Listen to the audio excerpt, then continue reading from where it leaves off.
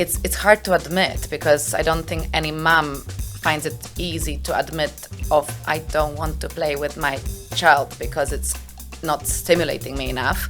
But it's exactly what happened to me. I was driving 100 miles an hour or flying a jet, and then to sit down and build a Lego construction, I found it so difficult. So I didn't actually redirect that energy. Obviously, I spent more time with him, but this is what I talked to my therapist about, and he said this is absolutely normal, and don't beat yourself up, don't put yourself on a guilt trip. This podcast is brought to you by Pragmatic Solutions, the leading iGaming PAM platform with a modular approach, including many benefits like a fast, secure, and scalable API-based platform, integrated with all major third-party products and services. Make sure you head over to Pragmatic Solutions and join our smart thinking. This podcast is brought to you by Pragmatic Play, a leading game developer providing player favorites to the most successful brands across the industry. With an award-winning multi-product portfolio of slots, live casino, bingo, virtual sports, and more, Pragmatic Play is powering up new possibilities of play through one single API. Visit pragmaticplay.com and discover your favorite every time.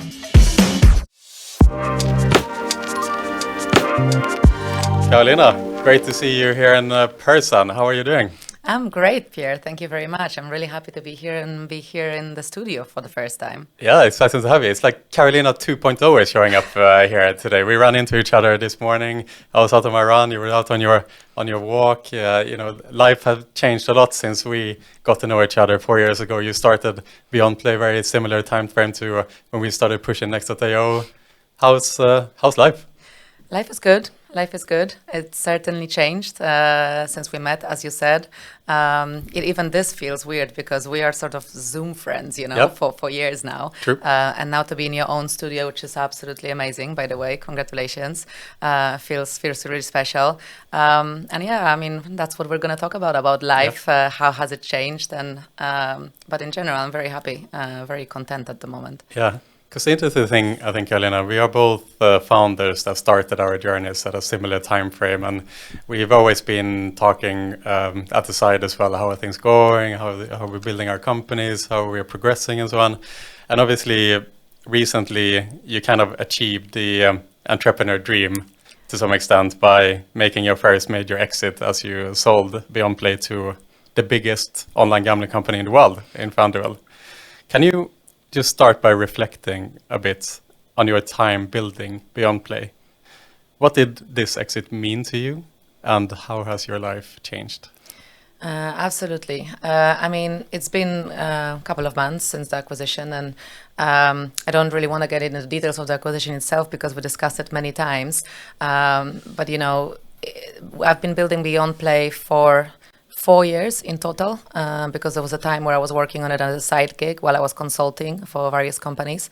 And then it became sort of operational when we incorporated it in April 2021 on Women's Day, which was intentional, kind of in line with my journey of empowering and encouraging female entrepreneurs.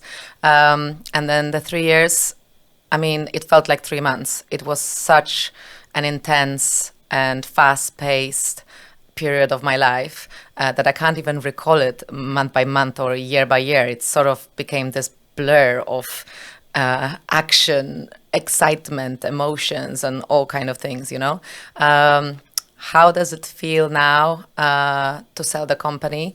Well, obviously it feels amazing. As an entrepreneur, when you set your company up, you either want it to be hugely successful and generate a lot of revenue so that you can draw financial benefits from this, or you want to sell the company. So it's either or. You don't set up your own company to run it forever as a hobby exercise, So it does certainly feel like a major success, and I'm very proud of it, of myself and of the whole team. But it also feels like you lost your best friend, or you detached yourself from your baby, because it's not my company anymore. It's got new owners, and while I'm still in charge and I'm the most decisive stakeholder in the company, there's a lot of other people whose opinions, plans and strategy I need to take in consideration. As a solo founder, I'm not used to that, although I had great support and a lot of value delivered by my CEO, 𝘄cie, who was probably the closest to a co-founder that I could have had in the business.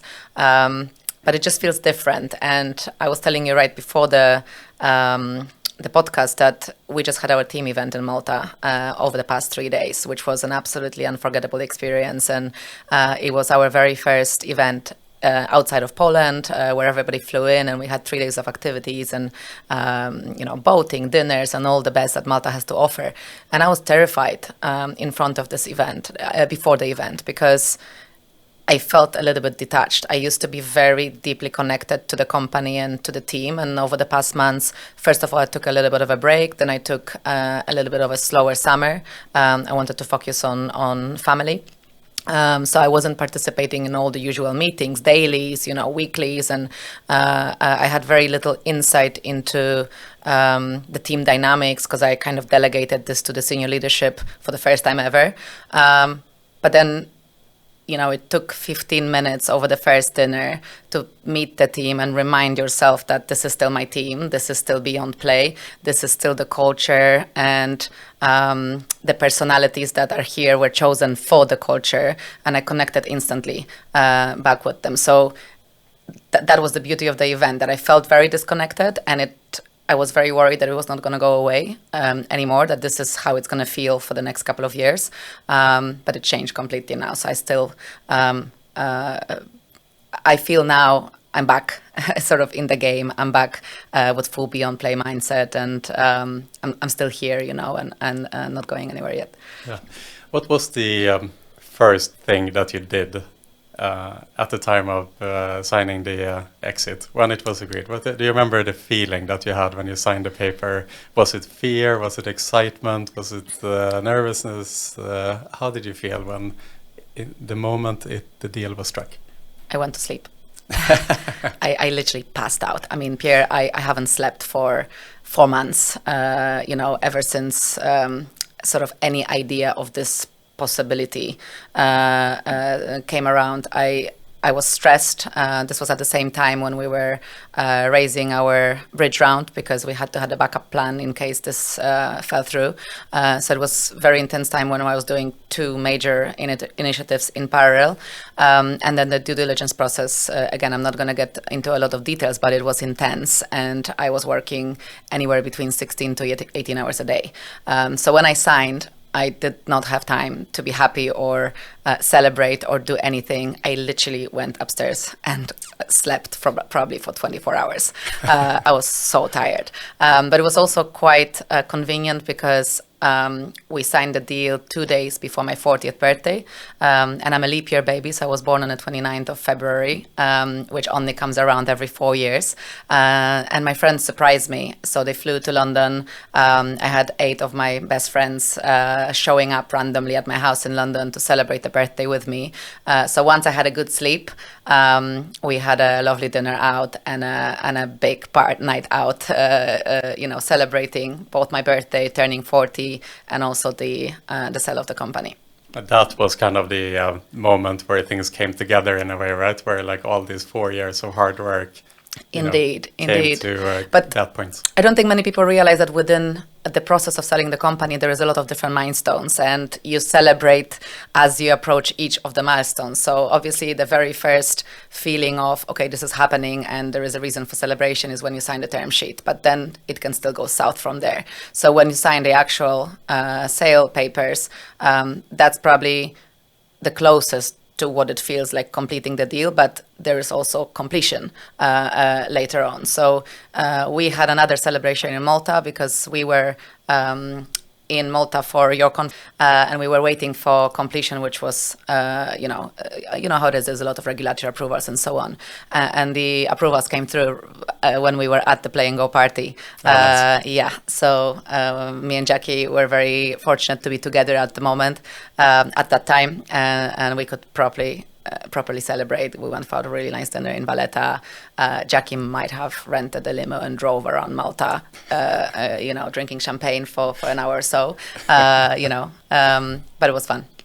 So I want to talk, the topic of today is kind of the life after exit. And I think we all have this kind of vision of these moments, when you achieve these big milestones in life, the big celebration, the achievement, the feelings of success, and so on and so forth. But, life is to a big extent set up with different races that you're in constantly. So you would imagine the person who studies to become a lawyer, for example, you go through school for 4 hard years with little sleep for that big moment where you finally graduate. You graduate, you have the big celebration, you're on the top of the world for a day or two, and then the next week you start working at McDonald's, because then you're in the next race, so true. To say, right? So, that celebratory moments are always quite short, right? Can you talk more kind of like when you completed that race, so to say? Now you're in the next phase of your life, so to say. How did that impact your life after the exit when you kind of came back to Earth and so on? How was that now kind of entering a new phase of your life? First of all, I think it's important to distinguish that. As a founder, but also as a product passionate, the sale of the company was my commercial goal, obviously, financial goal.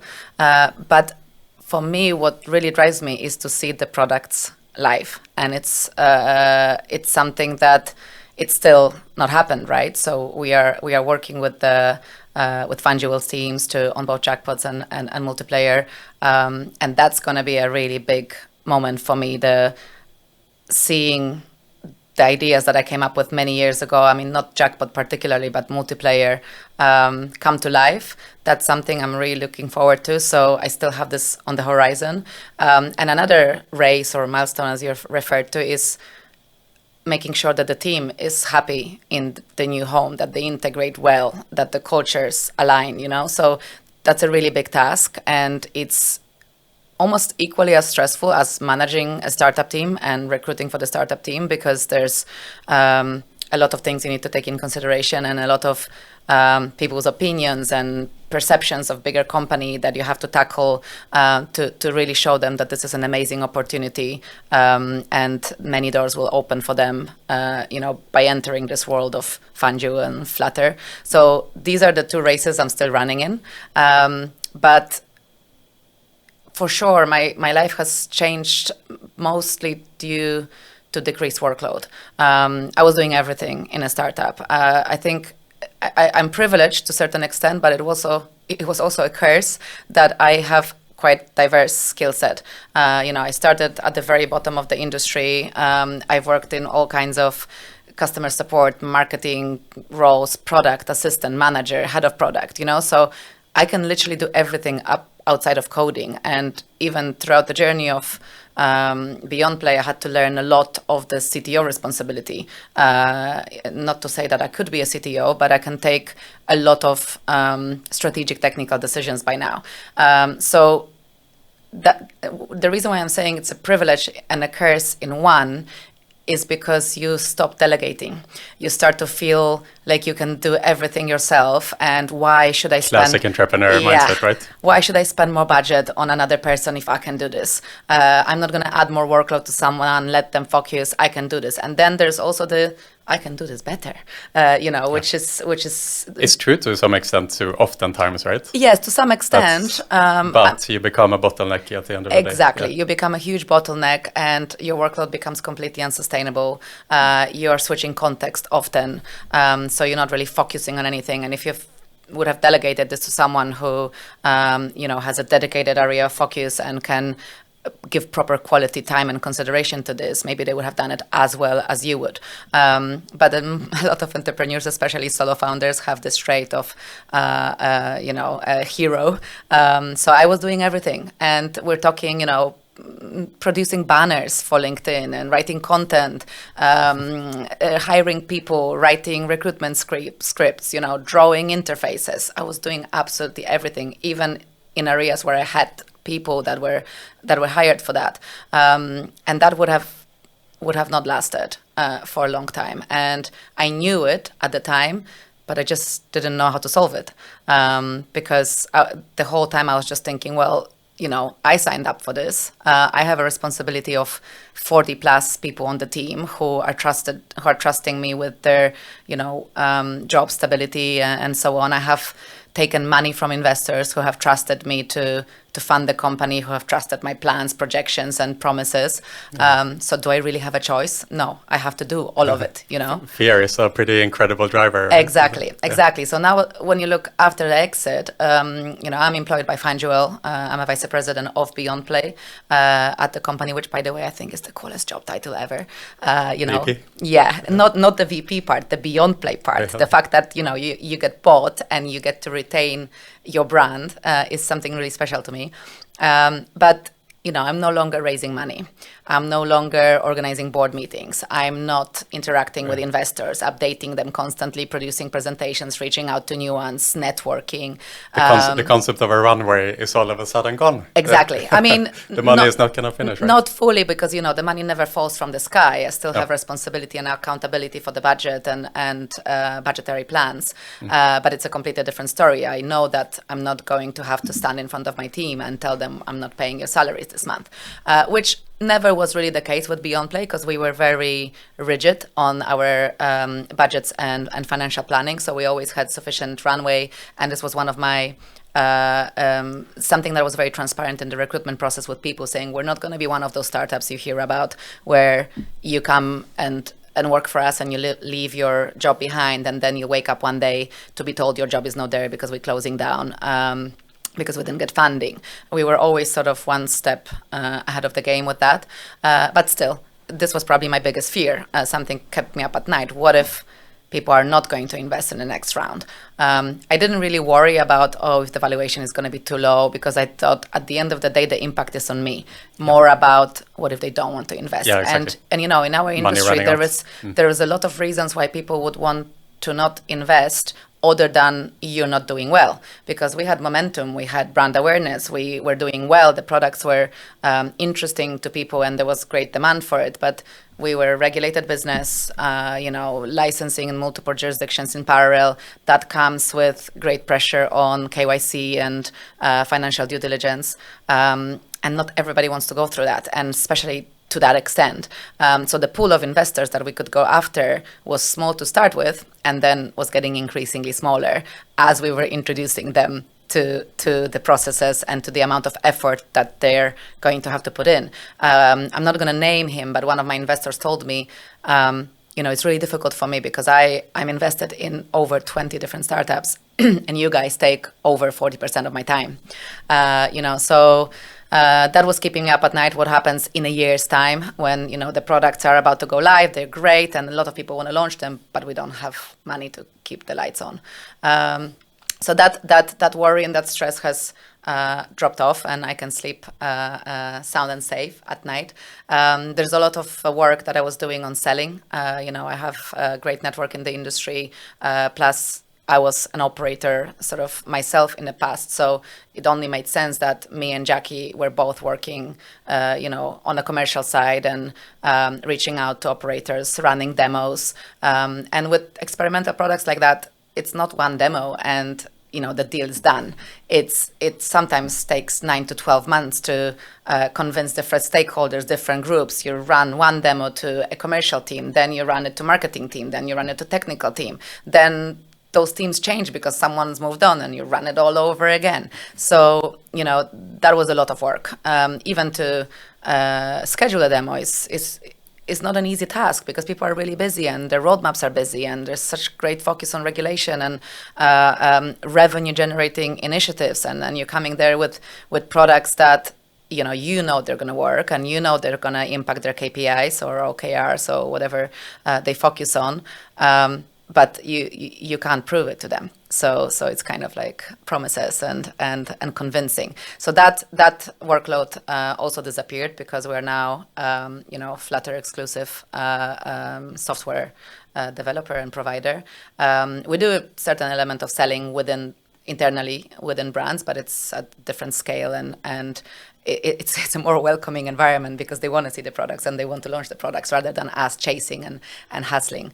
So that has disappeared. And then, we have a lot of support on all different areas: recruitment, HR, finance, tech, So I now have, I'm happy to say that my days are normal working hours, which was always said to me that, this is going to be a safe harbor for you if you decide to do this. I had this conversation with Asaf very early where we sort of referred to some storm that was happening. He referred to a storm, and I said, I don't get scared of storms. I surf on the stormy wave every day, And he's like, let's bring it to a safe harbor for once. And I was like, yes, please. Yeah, because I'm running out of steam to be surfing for much longer. Yeah. Did you feel that as a founder that there is an expiry date to that energy outputs that you produce when you have the knife against your throat every single day, and there is accountability up, there's accountability down, there's a runway, there's the pressure? Do you burn the candle from both ends, do you think of that? Is there like a moment where that energy would finish, do you think? Or would you just keep going, kind of thing? I mean, if I'm going to speak with the realistic outlook on this, for sure, it was bound to finish at some point because, as I said, it was completely unsustainable. But I never took it in consideration. No, I would not allow it. Exactly. Yeah. So again, if it was just me, I'm not scared of failure. Obviously, with the amount of PR and sort of showcasing what we're planning to do and building the momentum around BeyondPlay and multiplayer, it would have been a hard personal experience to admit to the market, this is not going to work. We don't know how to build this product, or players don't like it. But if we failed, I would have taken it upon myself to deal with that. But it's the team, it's the people that trusted you with their lives, that you can't just say to yourself, I can't do this anymore. I'm too tired, or this is too hard, or it's impacting my family too much. And it's the investors as well, because it is a lot of money that you're taking from them, right? So and they're taking money from someone else. So that pressure, I think, keeps you going, and it just doesn't. You push that thought away from yourself that, I can't do this anymore. I'm going to finish now. It just doesn't exist as a scenario in your head. Yeah. I want to bring up an analogy and see if you can recognize this just from a sporting, an athlete perspective on how success can impact professionals. So in the world of boxing, there's Tyson Fury, British boxer, very famous, of course, became the heavyweight champion, but he grew up watching 𝘆cie 𝘂𝗍𝗏, who was the kind of ultimate heavyweight champion at the time, unbeatable, untouchable. And Tyson Fury grew up, as a kid with the goal of one day I'm going to beat 𝘆cie 𝘂𝗏𝗏, right? So this was the kind of 20-year or like 15-year target that he had, and the big goal that he had to work towards. So every time he walked into the boxing gym, it was with that long vision of beating 𝘆cie 𝘂𝗏𝗏𝗏. Eventually he got the shot.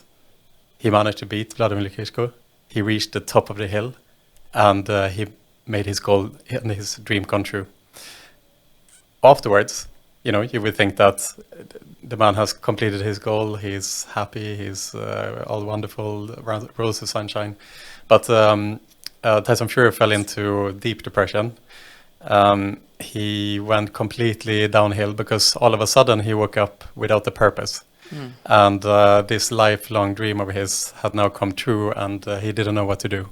So this incredible energy that he had and that he spent every day at the gym, he didn't know what to do with it, essentially. So he went downhill.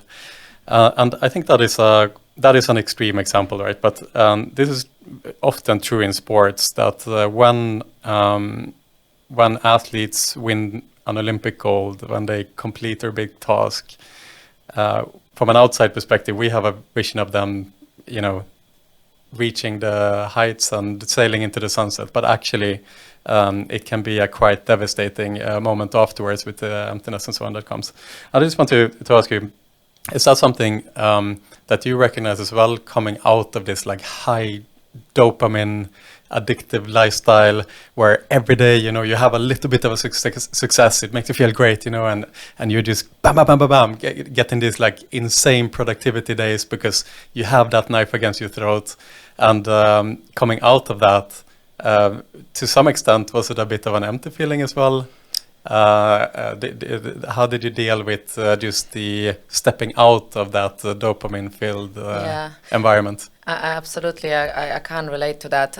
As I said, I still have a very strong feeling of purpose and what I plan to deliver, you know, in terms of launching products and team integration. So that gives me a lot of drive, but it's not the same dopamine environment for sure. And I would compare a startup journey to gambling, you know, because it is what, and I'm not going to say addiction because I don't think it's the right word to use. It's more what you engage with is not the success only. It's the thrill of success or failure, right? And it's the fact that it's daily and the fact that it's frequently released. So you wake up in the morning and you check your emails whether anybody got back to your deal, or, you know, you plan your follow-ups, or you check your incident reports and things like that. And it just, you're in such high energy and rush of emotions from the moment you open your eyes.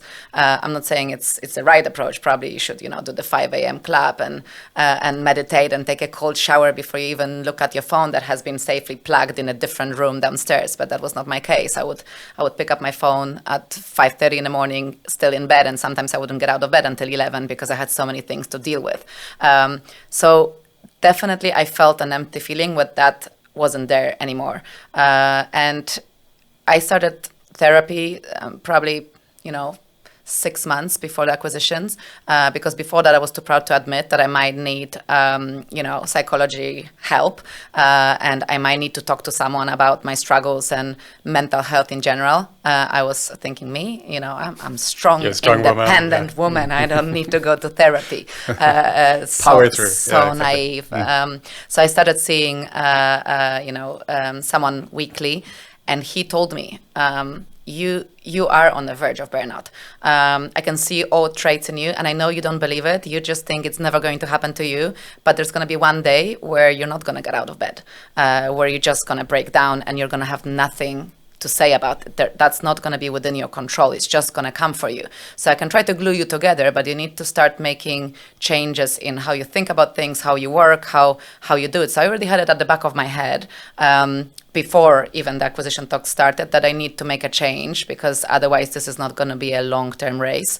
But then obviously things started moving even faster, and I was like, can you please glue me in for another 3 months? Help me survive, and then I promise I'll make the changes. But then he also warned me, because we talked on the day, I went to see him on the day that we were signing the deal, and he said, don't get fooled by thinking that now it's going to be all rosy, because a lot of founders experience post-exit burnout. And this is exactly what you're talking about, the lack of thrill, to do with the success or failure of the company, the removal of the dopamine, and the detachment to a certain extent from the company. Even though you're still running it and you're there, you're not the one responsible for its future and for the trajectory to some extent. And he told me it's really important to try to replace this with other focus, you know, like get that thrill from sports, you know, or another hobby, something that is gonna give you those positive endorphins to some extent. And I did that for sure. This was one of the biggest changes I made to my lifestyle, was to introduce exercise and starting to go for long power walks. I became a little bit obsessed with those power walks. So now I drag my team to those walks, you know, my family, people I meet. I even do remote power walks where, you know, we get on a call and I make sure the other person is also walking.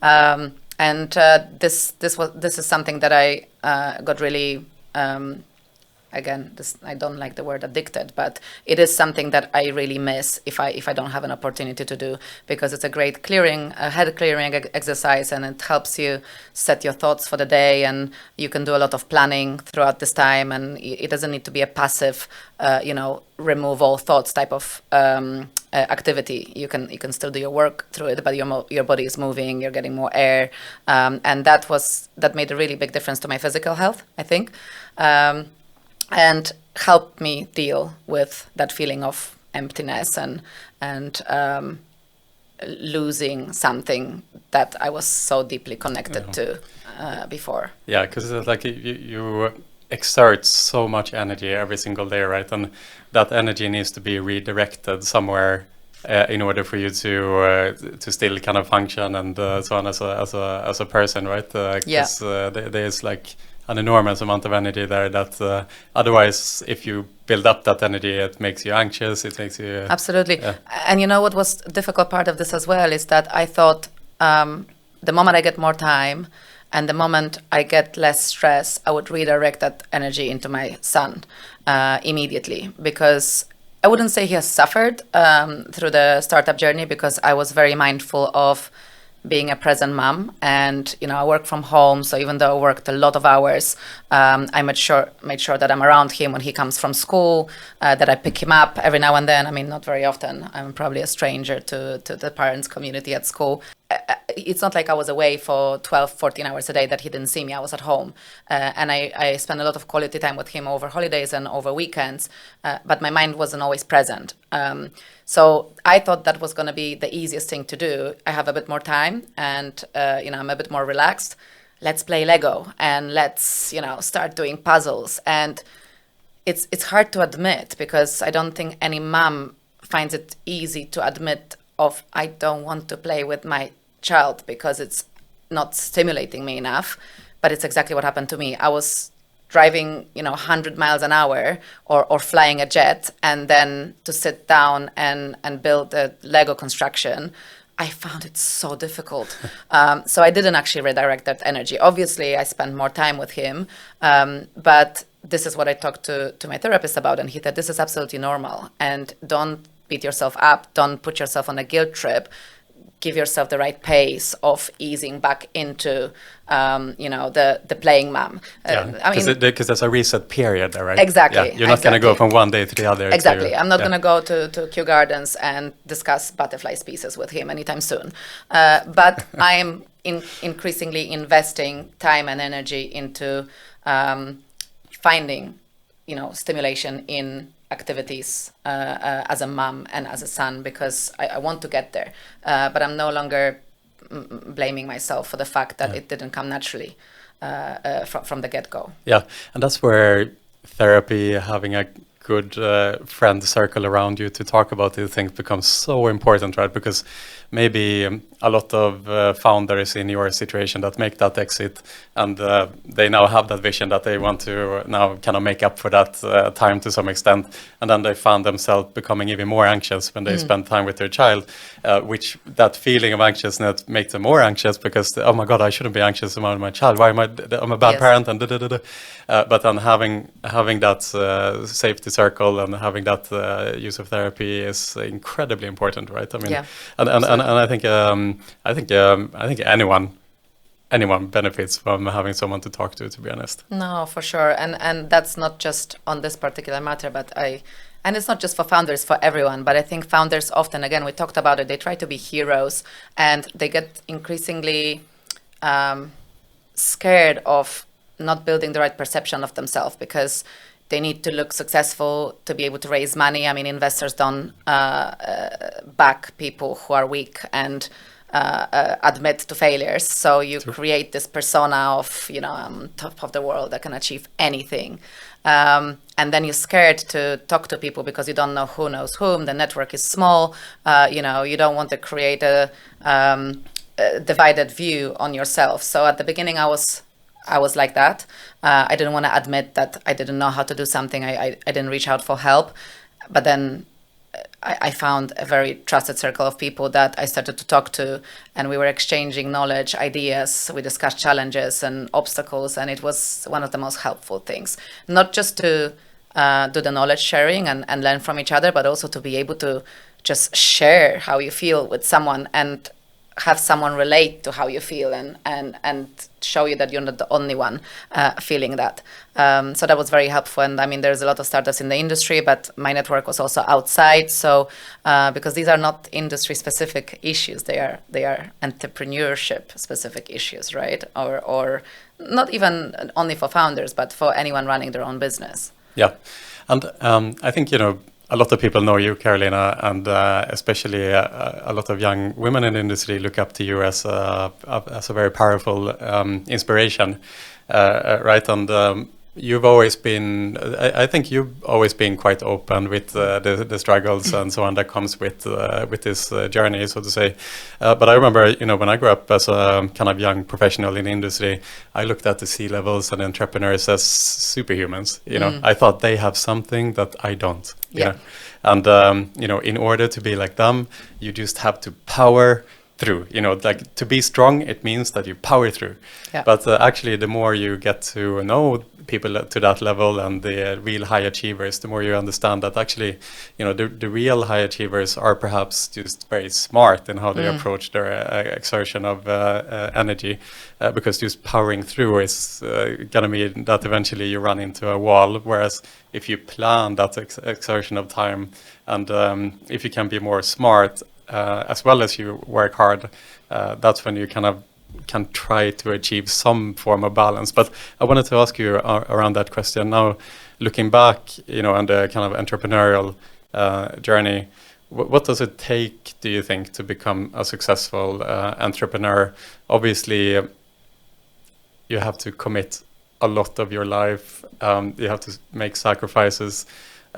Is there a way to find balance in that type of lifestyle, do you think? No. Is a simple answer. And this was one of the biggest realizations I had throughout the journey, because when I was starting out, I thought you could. I thought exactly like you. I said there's smart ways to work, the 4-hour work week and all that, mythology, I would call it right now.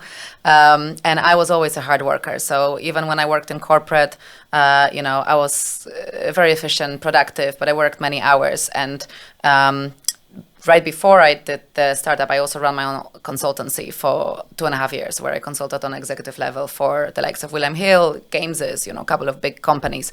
And you know how it is in consultancy, it's all or nothing. You either take 4 customers at the same time, or you have none and you're not making any money. So I was working a lot, and that gave me that false perception of, surely, there's not going to be any more work than that. So, the only people that are scared of doing startup are the lazy people. I'm already a hard worker, so nothing is going to surprise me. I'm going to have it under control. Little did I know. I thought at the beginning that I'm going to be very structured in my work approach. I'm going to have all these time blocks for life and for work, and that very quickly sort of spiraled out of control. And this is why I'm very careful now to not portray this image of, I now go for power walks and I eat healthy and I meditate and do all these things, new life, new me, because it has nothing to do with being a founder in a startup. I am able to do this now because I'm no longer a startup founder. I had a buyer who helps me and supports me on a variety of different levels, and that's why I can do it. But I think it's very unfair when you see lots of content on social media, on LinkedIn and so on, about working smart, all these routines of, as I mentioned, cold showers and this crap, sorry, I can't call it any other way, because it's just not the privilege that anyone can enjoy. Maybe some can, it depends on the nature of your business. I made a comment recently on a post like that, because the guy was just, saying, if you're going to run you need to run at a slow pace because you want to win a marathon. Otherwise, you're just going to fall short of the energy and stamina. And I think it depends on your goals. Not everybody wants to run a marathon. Maybe you want to be a 100-meter runner, and then you need to run fast. And not everybody has people to delegate to. If you're bootstrapping, you might not be able to hire people. So things are outside of your control. Yeah, exactly. Right? It's unfair to portray this image that there is always a smarter way. Sometimes there isn't a smarter way. The only way it is to work really, really hard and do it all and, get to the verge of burnout, because that's what it takes. It takes pain and sacrifice to make a success out of something that you dreamt up in your head. And this is where I always mention this quote from NVIDIA CEO. It's one of my favorite quotes of all time, because he did an interview and he was asked, if you were going to turn back time, would you do NVIDIA all over again? And he said, absolutely not.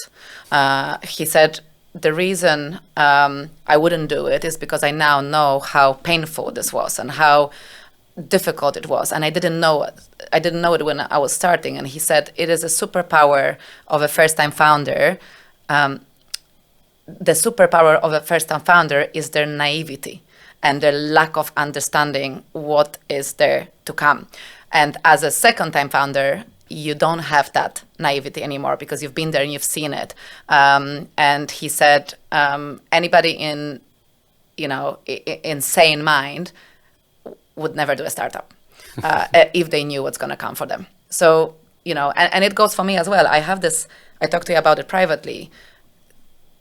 As a founder after an exit, you would think to yourself, well, that was a pretty successful story, I can do it all over again, and I know how to do certain things. I know where I made the mistakes, and things are going to be easier now. And you'd feel that you are more confident and more calm about doing your next thing in the future. And it's exactly opposite. It's the fear of being in that dark place again and feeling that pain and this failure, fear of failure, rejection, and all these negative feelings that even now make me kind of, You get like PTSD, exactly, from a little bit of that. I think that's, I have more respect for people who do back-to-back startups, and go from that really hard journey to starting another one for whatever reason. I'm certainly not there. So to summarize, I can relate to that too when I think about how I plan my days and stuff like that. Because you are so right that when you go online and you look at the motivational speakers, the people that succeeded, now they are speakers and they want to talk about, or they haven't even succeeded, they just kind of became guru without having had their own background. Simon Sinek, anyway. I love Simon Sinek though, All right, okay. I'm a bit on the skeptical side with Simon Sinek, because I actually looked up with Simon Sinek, this motivational guru guy. He never managed a big team. Would you believe? Yeah, true. But does he give advice on managing big teams? He speaks well. He says the right words, but he never managed a team. I don't know. For me, that's always a little bit of a disconnect. I will counter you on that, because I don't think, the fact that he hasn't managed a big team doesn't mean that he has hired someone with the right skill set to manage the big team for him, right? So I always refer to this experience on mine, because I work in the industry for 20 years, and there would be people that tell you that my understanding or knowledge of slots mechanics isn't at the level here where a lot of people in the industry know it inside out. And it's true, because I don't find pleasure in playing online slots. And I look at them from product perspective and UX perspective, but I'm not interested in mechanics. I still had the best content and the best portfolio offering at any operator that I worked at, because I knew where to find the skill set that would do this for me, right? So I don't think you always need to have all the skills, as long as you're self-aware that you don't have them and you know where to find them. So that's in defense, because I really, really do like him. But I agree with you with that guru approach and everything. And this is something I'm also very self-conscious of now, because we talked about it. I do have quite a following in the industry, especially with women, and I get a lot of startup founders coming to me for advice, and they want me to give them the golden tip and the the proven method to succeed. And I'm trying to be very transparent that I don't have one, because it's always a combination of hard work, timing, a bit of luck, and the right circumstances. So my scenario will not be relevant to their scenario, right? So I can only give them my best tips, and I can help them share some of their challenges. And if I can help, I can point them towards the right direction. But I never want to come across as someone with a playbook of founding and selling a startup within 3 years, because there isn't such thing. So, and I think the reason for that, because I've been thinking through this a lot as well for myself, if I can come up with coping mechanisms or structure in my day-to-day life that I can fall into and kind of execute in a way where I have to think less and do more, so to say, to become more efficient. And time blocking, Pomodoro techniques, these type of things that are really popular in this. Ninja, yeah, there's like, you read it and you're like, this makes so much sense. Yeah. I'm gonna start time blocking, and you do it for 2 days, and then it goes out of the window, and I think that those techniques work for professionals who work in a really predictable environment. And so when you're in these organizations that work in a very predictable yearly product cycle or whatever, it's much easier to plan ahead and to stay within that structure. Yeah. But when it comes to startups or entrepreneurs, our days are chaos, right? So it's so impossible to fall into a pattern of predictability. So you can maybe plan up your week or something like that, and time block, and when you're in a certain period of the year. But then 3 weeks later, it's like, okay, now we're gonna go to conferences, and it's all chaos, and we need to follow up. So that all goes out of the window. But I'm still curious to ask you if you ever found any kind of overview coping mechanisms to get through the day in more efficient ways. Because the reason I ask is also because at any given time there is 100 different things that you can choose to spend your time on. And in this mess of things that you should be doing, there should also be some form of priority list there. Now, that whole picture changed from day to day, so it's so hard to kind of rank those things from 1 to 100, so to say. But still, there is a incentive there to try to spend as little time as possible of thinking what is the most important thing that I need to spend time on right now, and just kind of identifying those points easier. I don't know if you had any tips on kind of just on that front, and coping mechanisms in order to be more efficient in your day-to-day. I do. I don't know if you recall, Pierre, but I did a webinar with you guys probably 4 years ago in the midst of the pandemic about the best tools and the best tools for productivity. That was the first one you did first. All these books, Productivity Ninja, all these create an additional hours. I read those books, and I thought I was the master of combining all these methods in the Pelc method. And I'm obsessive around organization, and inbox zero. I use a special stars system, and I flag my outgoing emails, and it's a crazy level of structure when it comes to how I organize my work. And I thought it was going to be helpful. And even in that webinar, we talked about different extensions that you can connect to make it easier to do. It's Monday, all kinds of tools. And at the end of the presentation, I also talked about a concept of a person who, and it's in no negative meaning, is referred to as a 𝘄cie𝗿𝗋𝗆.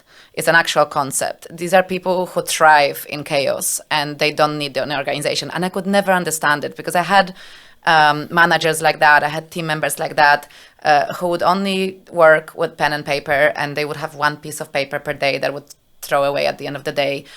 People who had thousands of unread emails in their inbox, and I was like, they must be missing the important emails. Like, there's no way to keep track of your priorities and things that need to be actioned if you're going to work like this. So I looked down on the 𝘄cie𝗿𝗋𝗆s, and funny enough, throughout this journey, my view on things has been so verified and transformed, and I'm absolutely a 𝘄cie𝗿𝗋𝗆. these days because I don't have time to organize. And I realized that, by flagging my emails and clearing the inbox, at some point I was getting so many emails that I just couldn't afford that additional hour at the end of the day to update things and, move them in different project management tools and so on. And obviously, as a software development company, we use processes and tools like Jira and Confluence for development. But I moved from having a very robust and advanced sort of structure of Monday.com where I had my team, sort of their tasks were feeding to personal task streams, and we had all kind of labels, and that was feeding to my dashboard so I can have visibility into where they are with their certain tasks and timelines. I haven't opened that tool in the last 7 months. I haven't cleared my inbox in 12 months. I am one of those people that has 48,000 unread emails. And throughout this period, I haven't missed one important email. I might have been delayed with responding to something, but the emails still come through on my mobile and I read them every day. So I just leave the unread emails there. And that used to almost hurt me to do that in the past. But increasingly, I just moved towards a stage where this became the norm. My desktop, it looks like a desktop of a person that has never been introduced to folders. I mean, I have, 20,000 items on there. I don't even know if it's possible to organize it these days because it's just so busy that you just save, download, save. That's all you have time to do. At the same time, it didn't change how efficient I was in the last 9 months. I still delivered on all my goals and sort of tasks, and haven't had one situation where I could have looked at, should I have been organized better? I would have not failed at that task. There hasn't been. On the contrary, the time that I saved on this obsessive organization and planning was used better, on actual action. But there were a couple of things that definitely helped me. I do use Todoist. Like, I came to a conclusion that Monday was too robust and it was overwhelming me because it was a strategic view of my priorities over the next few months. And rather than keeping at the back of my head the things I need to do tomorrow, I was stressing about the things I need to do for the next 4 months. So I went back to Todoist, which is a very simple project management tool, almost like pen and paper. And I only plan the next 3 days in advance. So these are the only things that are on my mind, and I make sure that the items don't go above 5 a day because it's just, I realize it's impossible. So if I have some spare time, then I'll look into the dump folder of all the additional items and bring them in. But that helped me calm my mind. And I stopped planning the priorities for the next day in the evening because I realized that makes me very stressed. And sometimes I would plan at 10 p.m. and I would wake up at 2 o'clock in the morning and have to go downstairs and send an email because I was worried that the next day I'm not going to have enough time. So that was introducing this level of anxiety right before trying to get rest. So I stopped doing that and moved this to the next day. So now I start my day with planning. I usually do it on the walk as well, rather than sitting down at the desk. But the one thing that made a big difference was affirmation or reaffirmation of achievement. So every evening, say to yourself, what is it that you've done today to move the needle forward? Because that helps you calm down, that helps you relax, and that just purely helps you feel better about yourself and about your day, rather than focus on everything you didn't manage to do, all the challenge, all the shit that hit the fan, if you excuse my language. Focus on what you've done right. And the biggest thing that was really, really something you were proud of that day, even if it was the smallest thing, just finish your day with that. And it gives you a complete different mindset for the nighttime for rest and to start your day the next day.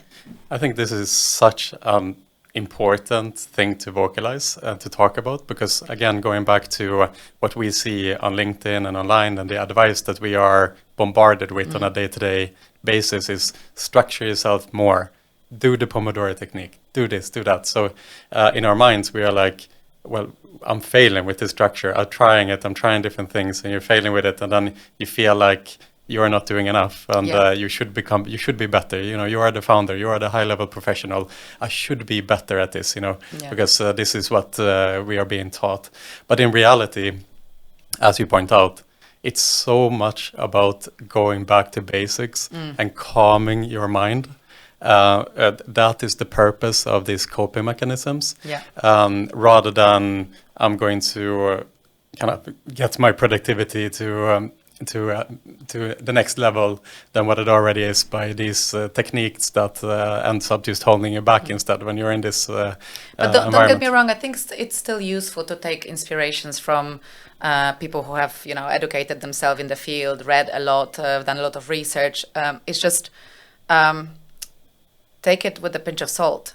Don't take it as a guidance of something that you need to do at 100%. Just look at different methods and look at what's available and try to find something that works for you, for your personal case, rather than thinking you need to do something exactly the way someone else is doing. Because even gratitude, I didn't come up with gratitude concept myself. It is also from some kind of, LinkedIn or Instagram guru who says, finish your day with gratitude and, thank the world for everything that you're grateful for. And I tried that, and that's what worked for me. It was both recognizing what I achieved that day, but also being grateful that I managed to achieve it and being grateful for where you are right now. So I started to practicing that, just to repeat every evening, what are you grateful for and why are you doing this? And that worked for me. So it's good to take inspiration. It's just important to understand that you need to adapt it to your own circumstances, to your own scenario.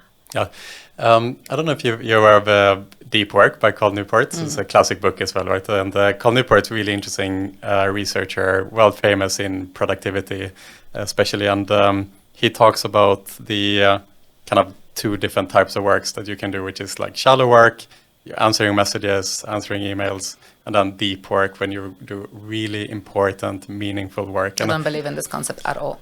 You don't believe in the concept? Okay, No. let's go into that, because I don't know if you recognize the moment where you have a day that you do really important work, and other days where you are just kind of pushing messages forward, let's say. Do you see kind of the difference in output sometimes when you are able to focus your time and energy on something really important for the company and achieve something deeply meaningful versus the kind of high level pushing messages forward that isn't moving the needle, as you mentioned earlier? Maybe I used the wrong word and too definitive language. It's not that I don't believe in the concept. I just don't think that the concept works for everyone and that it needs to work for everyone. Because I also try to work like that, switch off your email so the emails don't keep pinging. I work with developers and they very much have to be in that environment. So we have like Focus Wednesdays where we're not allowed to ping them with questions because they're like, we just want to be in a dark zone, they call it.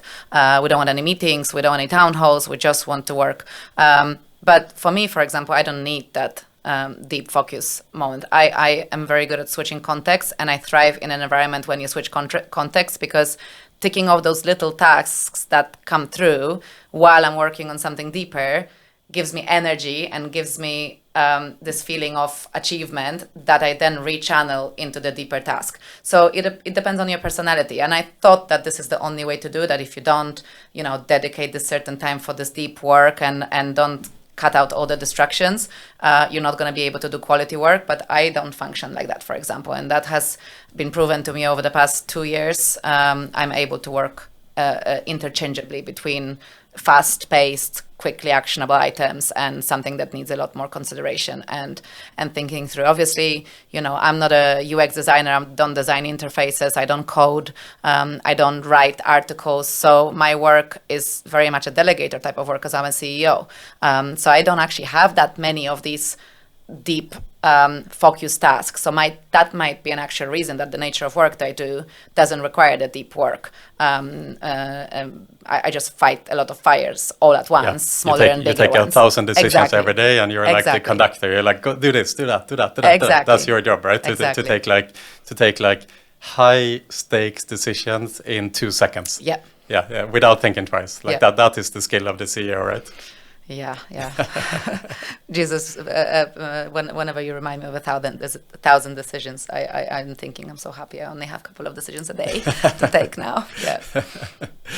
So do you feel now, as you move forward, Karolina, and you look into the future now, You've gone through the exit. You are now with FanDuel, of course, continuing to build BeyondPlay. Are you thinking about the future? What does the future entail? You were recently at Necker Island, hanging out with Richard Branson and like-minded founders as well. Yeah. You know, what did that teach you? Hanging out with Richard Branson might be a little bit of an overstretch. He was there. And you played tennis with Richard. Yeah, I played tennis with him. I had dinner with him and I had a couple of chats with him, yes. But future. Obviously, you know, I'm still running the company. I have a lot of deliverables and I'm quite enjoying what I do right now. But when you're thinking about long-term future, I really want to be in the startup space, investment space, and in that whole ecosystem and environment. I love advising founders, again, without that patronizing approach of I know it all or I have the set of rules to help you succeed. More about these were my challenges and this is how I dealt with them. If you find it useful, please take it away. I think I have really good knowledge around, you know, due diligence processes because I've gone through so much of this with 4 rounds of investments. And there were questions that, for example, no one asked me, which I could bring value to investors with pointing this out to them.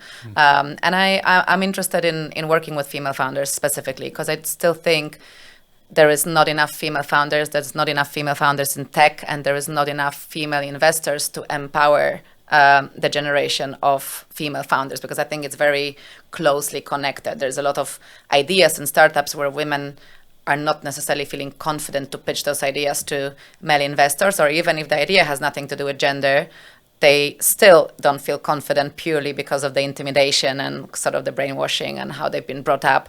And I think they would have been much more confident or open or empowered to try to start a new business if there was a woman on the investment board that they could relate to and that could understand sort of smaller, different type of challenges. Like I'm a mom, I have a small child, I want to be at school pickup. Can I do this startup? I think there needs to be more talk about that. And I'm really interested in sharing my journey and telling them how I dealt with these things. And one important thing is around confidence as well, because I got told recently when I met with a guy who owns like a founder club, he said to me, "You're so different to all our female founders, and we have a lot of them. We have, over 100 of them in the club because you speak like a guy."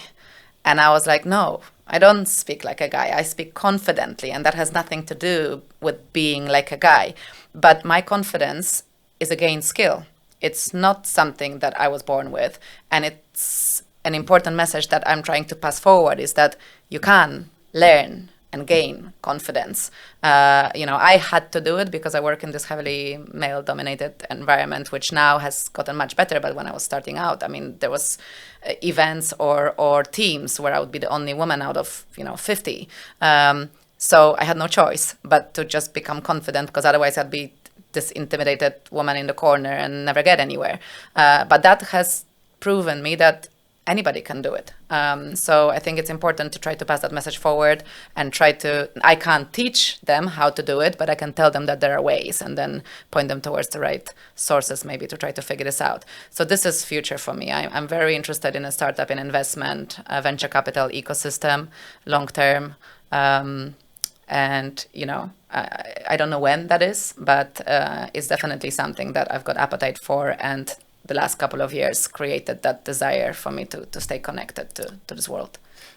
When you founded BeyondPlay, you created something out of nothing. The idea didn't exist. The vertical didn't exist. It was an idea in your mind that you basically worked to create yourself, so to say. And you raised capital several times, right, with this idea that you had in mind. I'm curious to know, for founders that have these really interesting and strong ideas, but they might not have the experience or even the network, many investors get pitched ideas all the time, but they might pick 1 out of 100 of those ideas to invest in, right? What's your advice? How do you get from the idea to actually get a investment with those prerequisites if you don't really have the network, the friendships, the people that can vouch for you, and so on and so forth? It's difficult.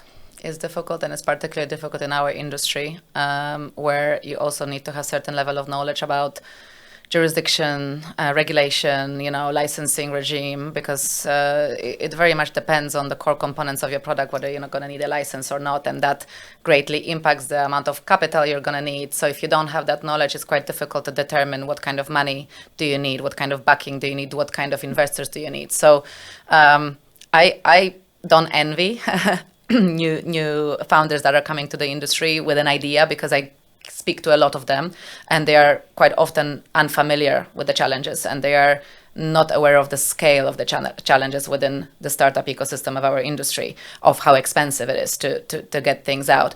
I probably didn't do it the way you read about on LinkedIn, because if you hear from all the gurus, they would tell you you need a minimum viable concept and, ideally some tech, and maybe a little bit of revenue already. And I'm like, yeah, right. Like, go and try to do that in our industry. So I can't really give advice. I was invested based on founder quality. I had a very early concept. I had a couple of advisors with industry experience, with technical expertise experience, and I had a track record, which, again, makes these circumstances quite different, because I was already known for delivering, first time ever built features. I was known for leading people. I was known for 20 years in the industry, which greatly helped me secure the credibility and the trust of investors. Not everyone is there. If you're coming from outside of the industry, or if you're, straight out of university with a really cool, innovative idea, you're not going to have that. But so you're going to need to have different things. You're going to have a bit more defined concept. You're going to have maybe a little bit of traction. So this is very relevant to what kind of founder you are, what type of concept it is. So it's another one of those, there is no golden set of rules around that. You're going to have to just try and see, probably go out to some investors, do network, because building network is a skill that anybody can do, especially in the times of social media and LinkedIn and so on. And reach out to as many people as possible, and you have 5, 10, 15 conversations, you're going to know what you need. And maybe you're going to be told in those 15 conversations that you don't have what you need, but that's going to do is you're going to go to the next 15 with the right proposition.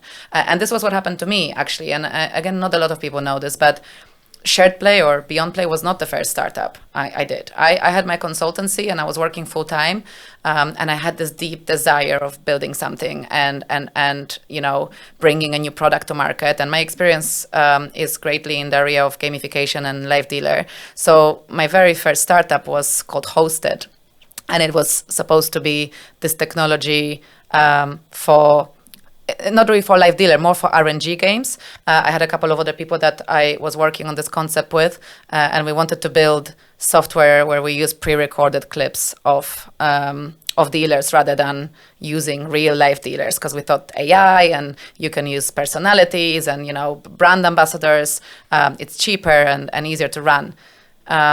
And I thought it was brilliant. And I just thought, I'm going to be the next, the next big provider in the industry with this revolutionary concept. So I created a deck, and I probably spent 6 months polishing this deck and, doing all the images and everything. And then, we went out to investors, and they were just like, no, this is too expensive, too complex. There's too many people working on similar things, including some really big companies out there. Forget it. But they did tell me, however, you have the founder qualities and you have CEO qualities. So don't go away yet. Just put this concept in the bin and think about something different. And through that process as well, I learned that I need financial projections, that I need to do really detailed budget on a couple of levels deeper than what I had in the initial one. So it was a great education track for me, like almost like a quick business school in a couple of months. And on the next deck, I addressed some of the weaknesses they pointed out, inclusive of a completely different product that wasn't all those things they said about the previous one.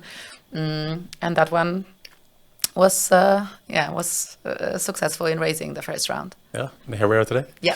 I think what you talk about is really interesting as well, because I think maybe if you start with the idea that you have in your mind, right, and you just know that this idea is a great idea that you have nurtured and that you thought deeply about, but you also have to think about the first principle here, which is 1 out of 100 founders are going to be funded. Let's say from any given fund who gets 100 pitch decks, 1 is going to be funded. Okay, so with that in mind, you know that if you imagine yourself in a room with 100 excited founders who all have that exciting idea that they want to bring to the table, 1 of them is going to get the investment.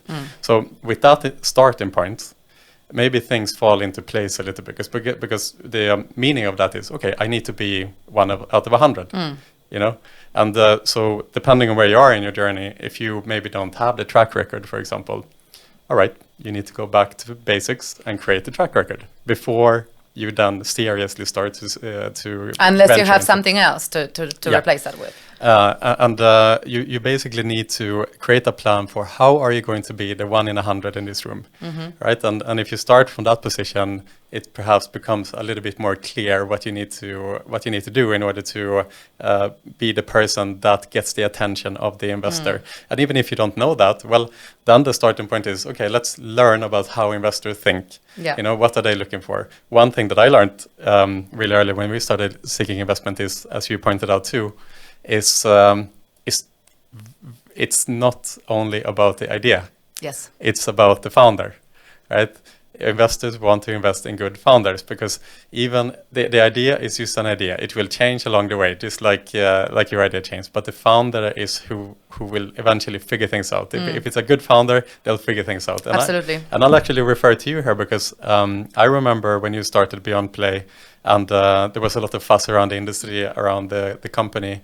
And I remember speaking to a really high-level person in the industry who said, you know, I don't know if this social thing is going to work or not, but Karolina, she's the type of person who will just figure it out.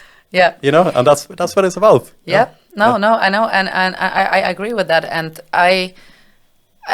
when you said you need to go back to the basics and need to plan how you're going to become that one founder, this goes back to you don't always have to plan everything in advance because in the startup world, you just sometimes have to push through. But you need to believe in yourself that you can be that one founder. And you also need to go in it with acceptance of you're going to fail and get rejected on some aspects of that journey. And do you have what it takes to deal with that? So me and you privately talked about a lot of qualities that founders should not have. Exactly. Rather than what they should have. Because Right. I think it's very difficult to define the qualities that founders should have because they're very relevant to circumstances.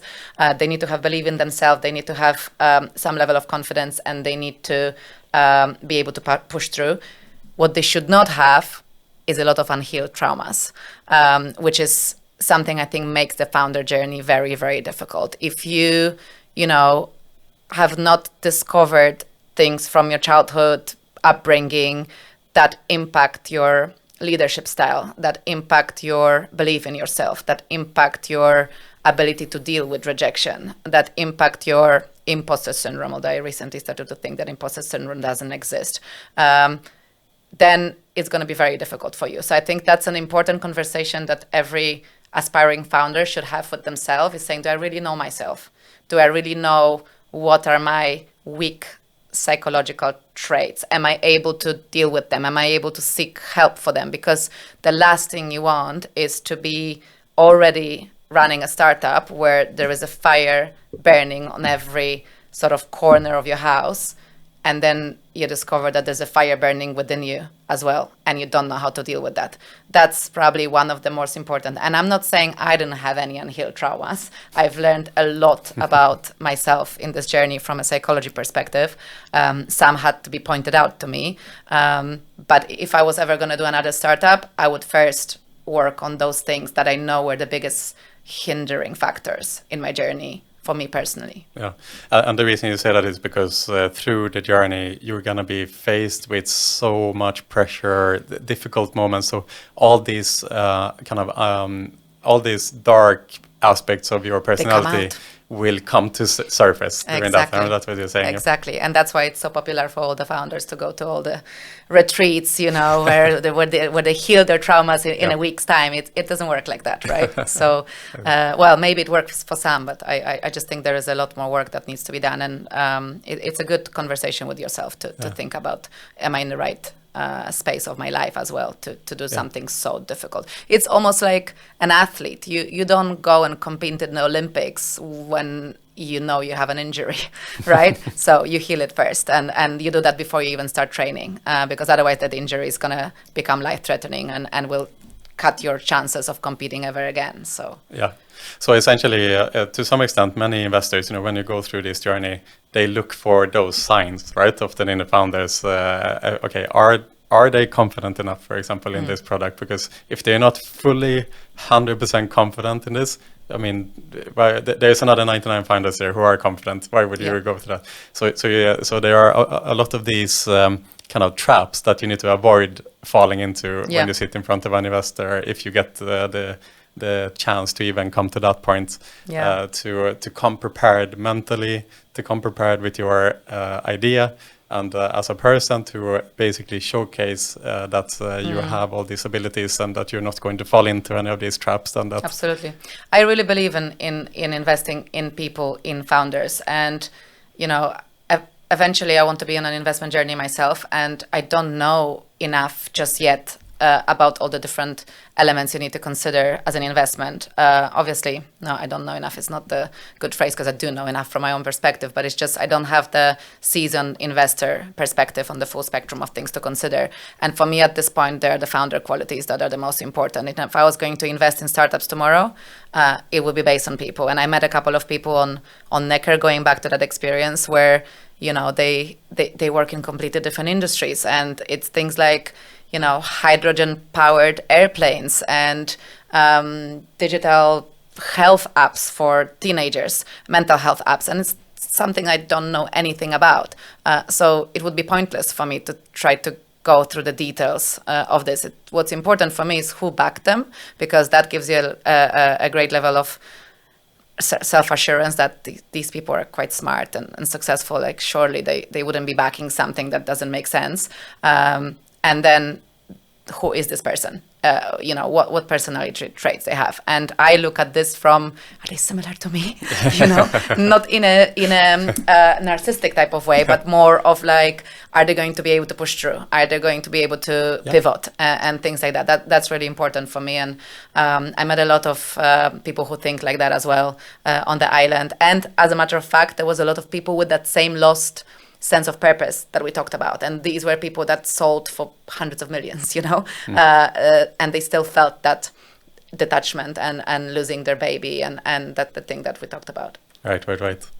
So what are the next steps now? Like, what are the plans? You mentioned earlier in the beginning of the podcast that the PTSD that is kind of created from running and building the first business might hold you back from going into a business the second time. I'm gonna have to delete this podcast when I decide to do another startup. I don't want this. I don't want this evidence anywhere. Yeah, that's what I'm getting to. So, like, do you think, is it inevitable? Like, if you're really honest with yourself, is it inevitable that you go into another high-octane, crazy startup mode?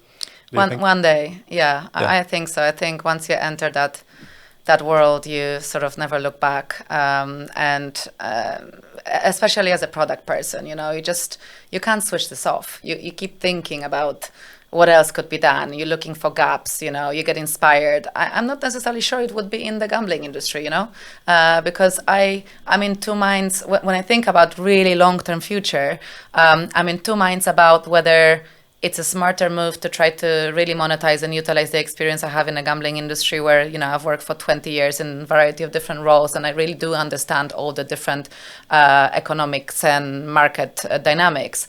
But then I would love to do something that is not a gambling industry. I have so many ideas around apps for children and around education of children and social media control and content control using AI and things like that. And I look at that and think to myself, if I ever went outside of the industry, am I going to be that novice that we see in our industry coming from outside, where they come in without any understanding of the regulation and everything. I'm going to be that person, and our investors going to look at me saying, what can she know about this possibly? She only knows the niche and specific industry. So, and I haven't arrived at any conclusion yet, but I do know that I have some fire still burning in me for building products, not at this point of founding new startups yet, but I think that can eventually transform into wanting to build those products for myself, for my own business. Proving that you can do it in One another day, industry. yeah. Final question for you today, Karolina. I took note that you have 2 tattoos. I have 3 actually. But 3 tattoos. Can you talk about the tattoos and what they mean to you? Yeah, so this tattoo, I got it last year, but it's a phrase, it's a mock Latin phrase, illegitimate non carborundum. It's something that my manager at work, probably over 10 years ago, when I was struggling to cross from marketing to product, and I was getting a lot of pushback from the product department of not being technical enough and not having enough technical knowledge to be able to be a product manager. He wrote it on a sticky note and he put it on my laptop as a way of encouragement. And what it means don't let the bastards grind you down. And it doesn't need to relate to people. It can relate to fear, confidence or lack of confidence. So it has a couple of different meanings, but he stuck it on my laptop and it resonated with me so much. And also had a lot of respect for that guy. Mike Lee, if you hear me, I'm talking to you. So I took that sticky note with me to every new job that I went to, and I put it on my laptop on the first day, just to remind myself that, don't let any of the obstacles push you away from trying to pursue something, is the wider meaning of this. And then I think last year, there was a moment where I really wanted to give up. It was very hard on a psychological level. I was exhausted. It was a really difficult time for the company in between some strategic changes. And I just kind of felt I need to get a daily reminder of this, something that I can look at even if I'm not close to my laptop. So I got the tattoo done then. And then this year, when we signed the deal and the company was, the deal was completed, I went and got the other tattoo, which says 𝗏/𝗔, which means I didn't. So basically it's an answer to this tattoo, and there's a tagline, "So future is mine." So this is like a frame for me, for not just my startup journey, but I guess for my career journey, because this goes back, and I talked to my team about it at the team event. It did not come easy to me. Again, I don't have a playbook how to sell a startup in a short amount of time. I don't have a playbook how to build a successful career in the industry. My number one rule is don't let the failure discourage you, because failure is part of the journey. You need to fail. You need to be rejected. It's something that fuels your growth. So be prepared for that, and eventually that's going to lead to some sort of success. I love that, Karolina. My tattoo here is from Saint-Exupéry, from The Little Prince, saying always remember to be a child. I guess I guess not as deep as this, but I like mine too. Karolina, like I said, it's been incredible to follow the journey all the way from the start to where you are now. It's been a huge inspiration for me building our organization here, and I'm deeply grateful for the friendship that we built throughout the way. And I'm very, very happy for your success, Karolina. I'm very excited to follow your future. Thank you. Likewise, Pierre, and I really enjoyed being here, and thank you for this super interesting conversation.